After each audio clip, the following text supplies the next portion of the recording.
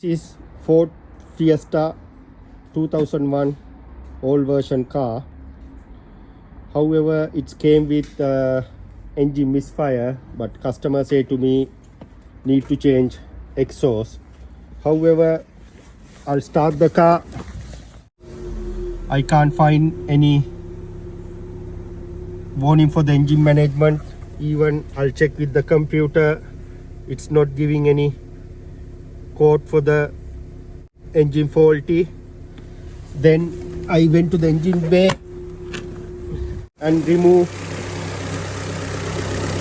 one by one ignition coil, and I found the problem, cylinder number one. I'll change it everything. If you need to follow the full video, I'll mention below. Please follow that link.